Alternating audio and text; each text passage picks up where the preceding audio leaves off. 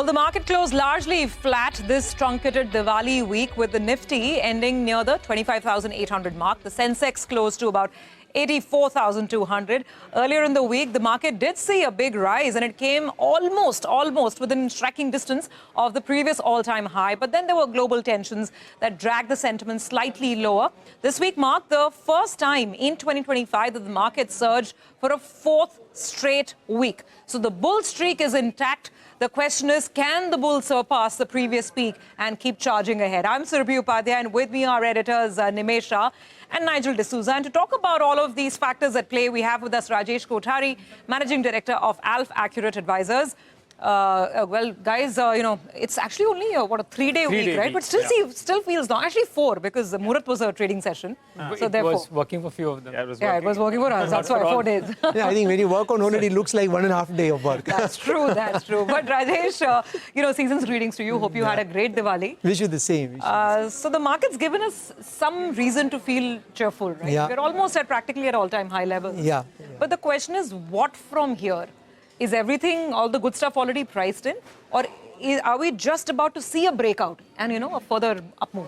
Well, I think I'm in camp of just breakout in. I think after a long time, we are going to see double engine growth. Double engine sarkar. So this time, because if you look at the 2022 to 2024, the consumption was under pressure. And government did huge public capex. Now, I think from the next 2-3 years, you will see consumption to continue. And even the Capex will continue. So consumption, which was hit very hard, it will revive from this quarter itself, in my view, because of the thanks to GST cut and income tax cut. And at the same time, credit growth is also going to revive. So credit growth, consumption, and Capex. So all engines are going to be on fire. And the valuations are still, very comfortable across most of the sectors. So I think, we should continue to see the upward trend in the market.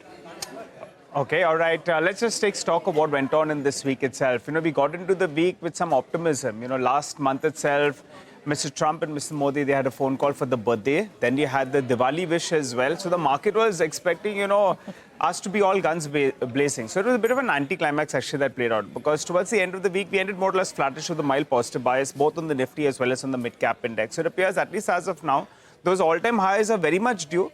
But maybe, a few more sessions is what we'll have to wait for till we get some clarity on this trade deal front. And that's the one that people are looking at with regard to the animal spirits. But otherwise, it was a good week for various sectors. Reliance Industries, after a while, the stock was up more than 3%. It reacted positively to its numbers. It's gone through a bit of a correction.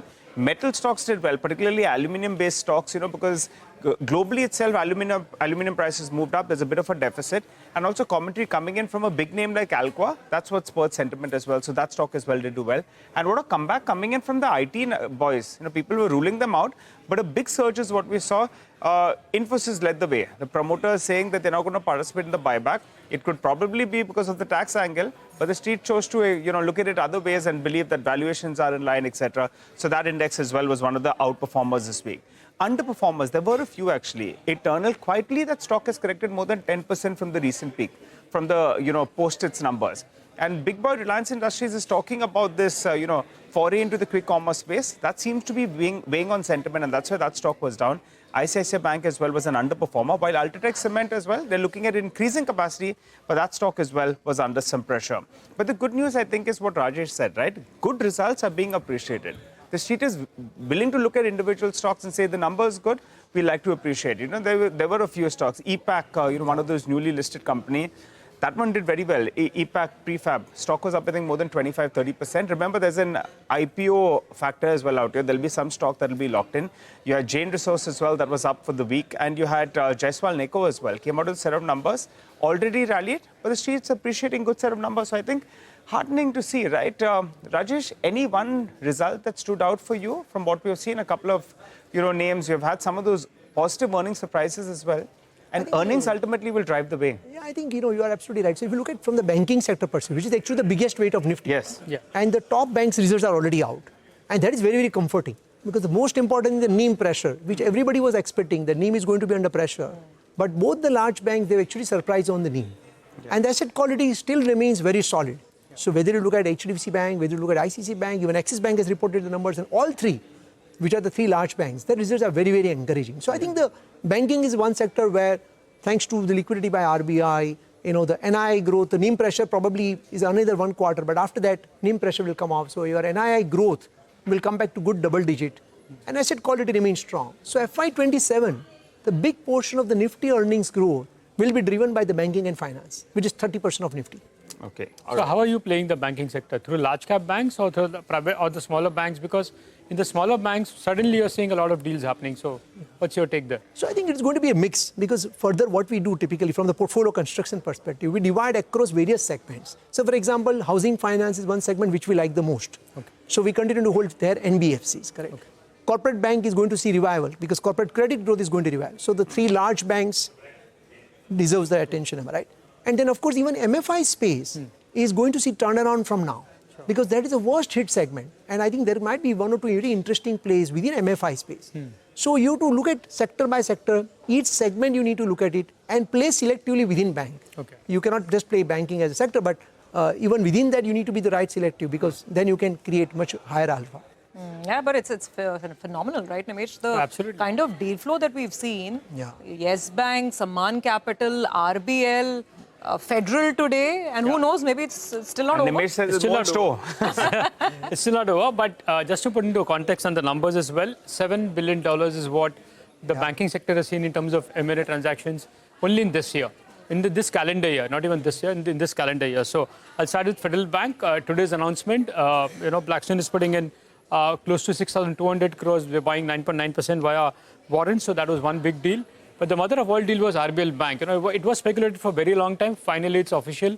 60%, a controlling stake is bought by NBD of Emirates. So that's again a big transaction. 26,000 crores is what NBD is putting into RBL Bank. So that's a big transaction. Sammaan Capital, you've seen a big reaction and a re-rating in Sammaan Capital as well. Even there, we've seen IHC now investing close to 41%. They've announced an open offer as well. So that's a big transaction there. Almost 8,500 crores is invested. So big transaction. Yes Bank, we all know. IDFC Bank was also a very interesting deal. Couple of private equity investors got into IDFC First Bank as well at around 60 rupees. They put in close to 9.9%. So big transactions. $7 billion is the amount. But as we all have been speculating, maybe this is just a beginning. You may probably hear some more deals in the financial space in the weeks and months to come. So, Rajesh, we briefly spoke about private banks, NBFCs, but within these 5-6 names that I mentioned, anything that stands out after the deal is announced now, and most of them are getting capital for growth. Yeah. For instance, RBL Bank, True. They were not in trouble, no asset quality issues, just pure 28,000 crores will be available for growth. Similarly, for Federal Bank, the ratios were quite strong, still they've raised money. Anything that stands out for you within these 5-6 names? I think the biggest difference, if you look at 5 years back when the banking was really doing very well, and today when you are looking at these deals, most of these deals are between 1 time to 1.3 times price to book, which is not, in a way, it is not good. I mean, of course, there are positive side of it, but then there is a negative side of it, right? Because if you raise money at 3 times price to book, that's what people used to buy banks for, because the raw material is, getting the funding, am I right? So if you get it 3 times price to book, your ROE keeps going up. Right. Moment you dilute anything near to 1 time, your ROE will take very long time to improve. So of course, you get the credit line, which is huge, which is good. Your capital adequacy ratio will improve, which is definitely very good. But at the same time, for we as a shareholder, ultimately what we need ROE and ROA. And that ROE, we need to buy at right price to book. Right, absolutely. Right? So if your dilution is very frequent and large at a suboptimal price to book, correct? Then it is okay-ish kind of thing from the real shareholders' value. Correct. I guess that is why a lot of investors were a bit disappointed with RBL banks selling a controlling stake at close to 1 time price to book. We had Sandeep Tandon on the show the other day, and he owns close to, I think, 6.5%, right, in the bank. And he said that he felt it should have been at a higher price. Just because it was a controlling stake, so they never asked for a controlling premium. That was So, but if you could just kind of complete that point, because from an investor standpoint, I mean, I have a choice. I can be with the clean big banks and steady growth, right? Your ICICI has an access of the world. Or should I be looking at some of these tier 2 names, NBFCs and banks? Because clearly the Japanese or Emirates NBD, all these, or the private equity guys, clearly they're seeing something. They're coming in at a very attractive valuation. Perhaps to ride the growth ahead. But you don't seem too convinced. So how should investors look at it? I think we need to look at from the 2 different optics. One is look at from the investor who is investing. What is his ROE expectations? His cost of fund might be completely different. correct? Yeah. Look at your cost of fund. For example, your cost of fund is 10-year GSEC. Yeah. So 8%, 9%. For them, the cost of fund might be only 1.5%. 2%, 3%. Yeah. So even if suppose they get 8% compounded annually, they might be happiest investor in the world. Sure. Whereas for us, our nominal GDP growth is 11.5%, correct? Yeah. So we are looking for 15, 18, 20% compounding. So what has happened structurally, if you think through it, that so many banks have come in the industry.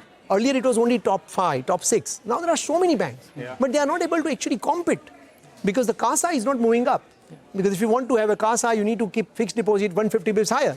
Then you can get tons of deposit, but then your NIM is gone. Yeah. So the ROE is not coming through, correct? And therefore, if you look at the largest bank of this country, the most successful, one of our largest holding, like ICICI Bank, for example, please put a disclaimer. Yeah. So look at the ROE, look at the ROA, am I right? At that size also, their growth is continuing. Correct? So when you have that kind of a tigers in your industry, as a small finance bank, they would really struggle a lot.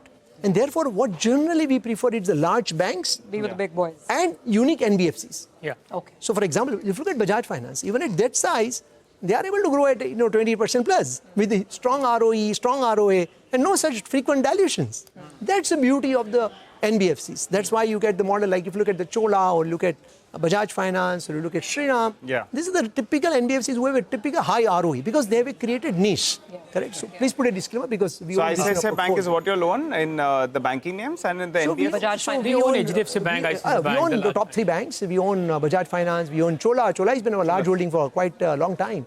And we continue to own Shriram. So these are the very unique business models. Each of them is market leader. So we typically go for market leadership within banking. Rajesh, just to conclude this financial part, any exposure to the gold finances, the Muthoos? We have exited one of them. We are holding one of the largest gold finance. But I think that current levels, we think the valuations now are kind of... See, banking you need to be very selective in terms of the entry point and also the exit point. Yeah. So I think the valuations are now... gone up. The largest one is what you'll had in terms of gold. So I think Muthoot went to around 3.2 times price to book. And it is a little bit higher. Had a great run. And great run. I mean, IFL Finance is 1.6 and I think even the other one, Manappuram, is around 1.8 times. So, I get that. Holding Just one more point with regard to this banking, the kind of capital we are seeing. We debate about which bank it will be good for and which bank it won't be good, but it could be a big trigger for kickstarting the economy as well, because you're getting capital and then ultimately, that all is going to feed into the system as well. Credit growth will come about, if you have cheaper capital that's coming in, then these banks will be fully capitalized for the next couple of years, 2, 3, 4, 5 years as well, which will be very, very encouraging. All this capital that's coming in there, it'll help kickstart the economy. So the economic perspective as well. Because it improves your capital adequacy. Indeed. So your ability to borrow now actually significantly goes up. So if you leverage say 5, 6, 7 times, then your ability to then improve ROE is now very high. But then you require that kind of a real, good borrowers who are willing to take that, because right now the corporate India is flushed with cash. And therefore corporate credit growth is kind of... One of the themes you mentioned you like was also Capex, right? I mean, that's another theme. And the last few years has been very good. The government has been doing the heavy lifting. As you said, we're waiting for the private Capex actually to come about because that will be the real, the much needed punch. Absolutely. But from, if you have to break up Capex themes, what do you like from there? What are you all playing? So no major changes in portfolio. Like we continue to own the HVDC place. The power equipment guys. The power equipment guys, the HVDC guys, the pumps guys, the pump manufacturers, the players who are into DG-sets manufacturer, the largest DG-set player. So basically we are playing the new growth drivers. Okay. So for example, data center is the biggest capex. So who will benefit from data center? Correct? So there are top 2, 3 players will be the biggest beneficiary of data center. You are going to see significant capex on the modern railways like Tejas and Vande Bharat and all this stuff. Who will be the largest benefit, the largest supplier of transformer to those trains? Correct? Similarly for HVDC technology because of the renewable, which will be the biggest beneficiary of HVDC. So then we have HVDC play. So likewise, we need to do, again, segmentation within the capex. And wherever the growth is going to be very large. So we are not playing roads, old railways, ports, no construction, no EPC, On data centers, because that is the biggest sort of topic right now. You're playing that through large MNC companies who are involved in the technology because, I mean, these days, so many companies come out with press releases and some data center plans. Even real estate companies talk about just the land and infrastructure around the data center. Absolutely. But how are you playing it? So basically, if you look at any data center cost, the 40% of it goes for electrification. And that electrification means transformers. So for example, like we have a holding, say, Hitachi Energy. Please put a disclaimer from quite some time. So Hitachi Energy is one of the largest player when you are talking about data center electrification. So there are only 3, 4 companies which can supply their transformer. So Hitachi is one of them. Got it. So the enablers to the whole data center ecosystem. Absolutely. Got that point. We have to take a very quick break, but we want to talk consumer because you did mention that you like discretionary consumption as well. Yeah. And after the Diwali boost, then what parts of the market are looking exciting to Rajesh? We'll find out after the break.